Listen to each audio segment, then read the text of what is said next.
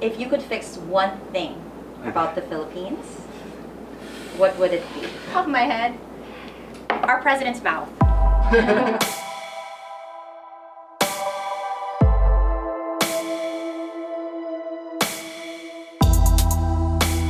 By a show of hands, who here supports the current administration?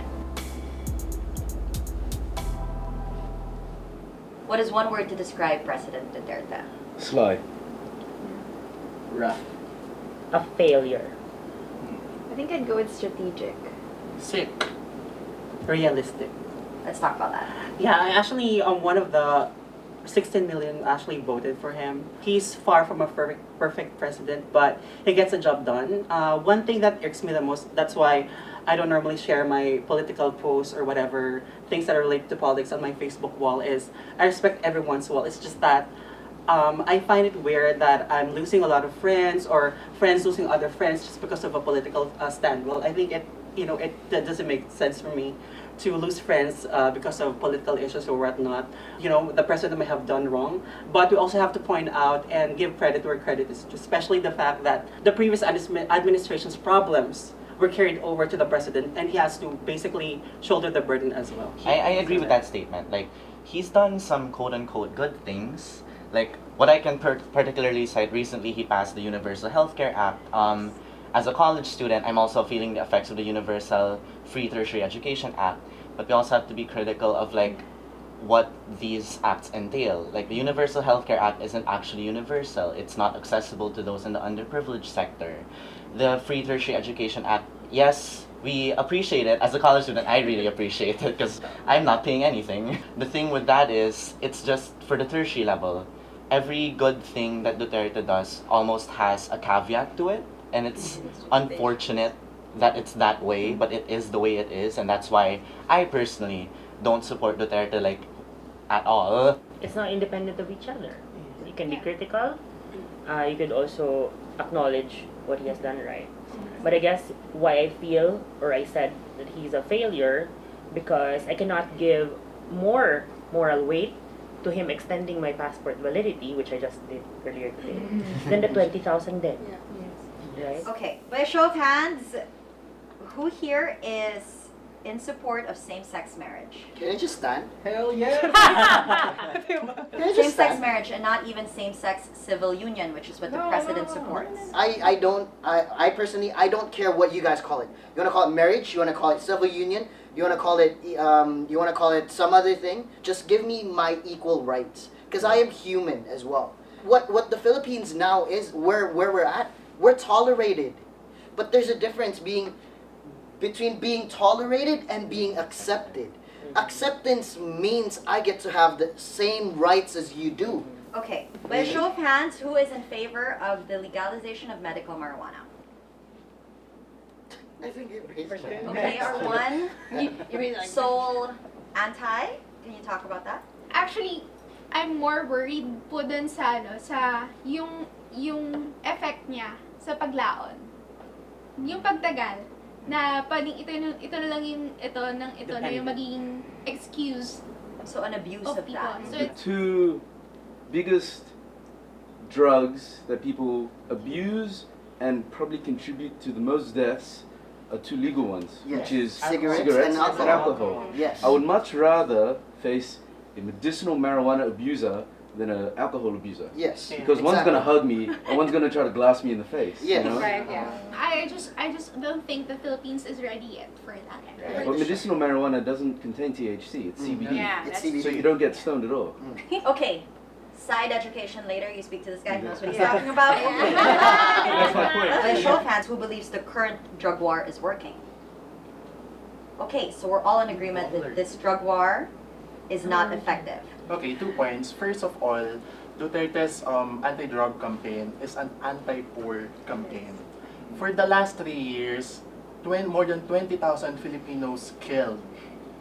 But I guess no one, drug lord,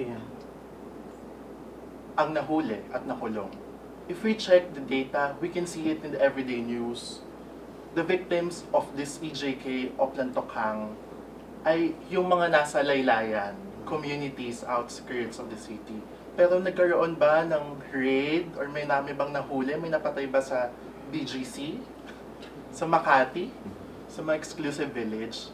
I think wala. No, we must see the drug problem or the addict as a health problem. Yes. What can Hindi we siya nag-work. also say, I mean, we're talking Sure. numbers, you know, like, Yeah. but what can we also say about the number of people who surrender? I think there's a difference between surrendering because you're willing to ask for help and surrendering out of fear. Right. And I think what the administration might have inculcated is that people surrender because they don't want to get shot. I think when you talk about the drug war, we keep repeating that number 20,000, but we forget that the 20,000 have children. Children who have heard their fathers getting shot outside their house. There are studies already showing that yung desire nila when growing up is vengeance. And hindi yun parang hindi siya nasasama sa usapin ng drug war. Ang bigat isipin na ito yung when wala na si Duterte as president, this is a problem we'll still have to deal with.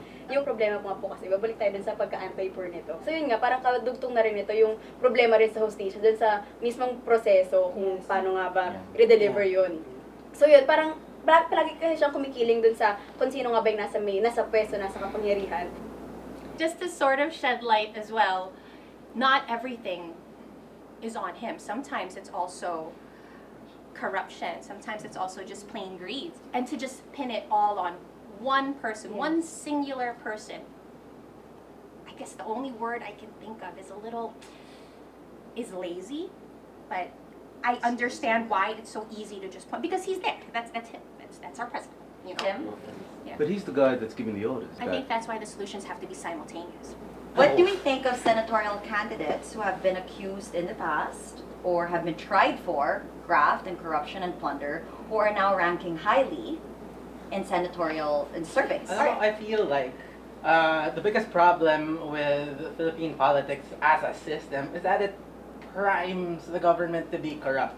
How does my favorite boxer make his way to the Senate? Like, that's ridiculous. Like, how is it possible that Mr. Bong Revilla, who would not be able to qualify for any kind of corporate job, finds his way to As a leading a senator. senatorial race, right? Like it's Like- very personality Or a new politics. time. here. Very Parang personality politics, and I'd like to think na at one point the correction should be made even before these guys enter the political arena, because when they enter the political arena, it's a pageantry. Right. What I need is something who has a point of view, who whose ideas I agree to. I think for me, I stick to looking for character, competence, and There you go. chemistry. I guess yes, a track record would help. You know, taking it, your education helps. The real education, not the fake one. Let's take Amy into consideration Marcos, for Amy one, Marcos. Nancy B9. So I think there were a lot of moves that going around. It's like, okay, she's just basically worked for her dad before and stuff like that. So somehow people were looking down on her. But let's admit the fact that somehow there are laws or there are things that she was able to contribute or do something, and still people make fun of it. We have candidates like Jokno, Guto, and among others that we feel they rally the leader we want.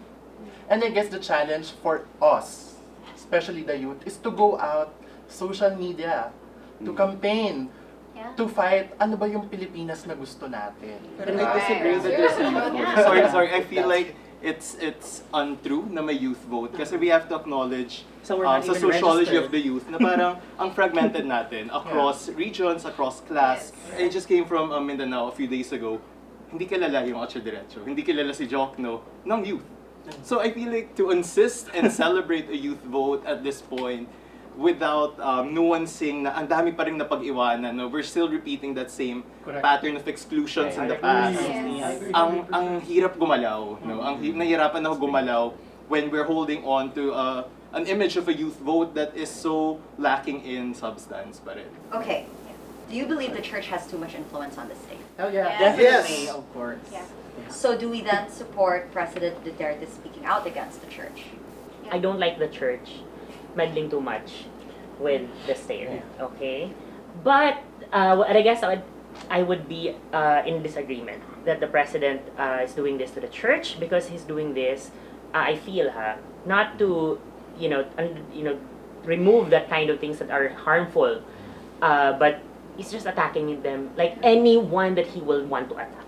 I think for the church, especially the Catholic one, which is where I come from, responding to injustices of the government is constitutive of the faith.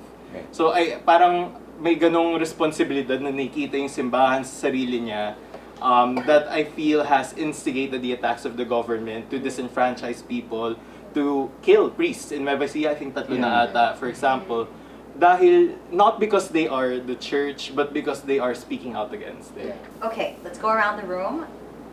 If you could fix one thing about the Philippines, what would it be? Oh God. Wait, ang dami. One. Steph. Education. Top of my head, our president's mouth. Government.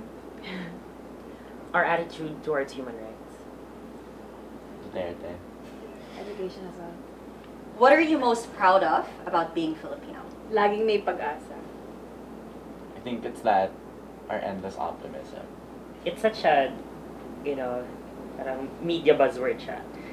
And medyo tinira na siya like many times because sometimes when we say Filipinos are resilient, we say na parang lagi nilang resilient, we're forced to be resilient because the things that are supposed to work for us aren't working, don't work for us. So we're forced to be resilient. But even so, maybe when things are gonna work for us and we're staring at the end of the world, Filipinos are going to be resilient. So that's what I'm most proud of.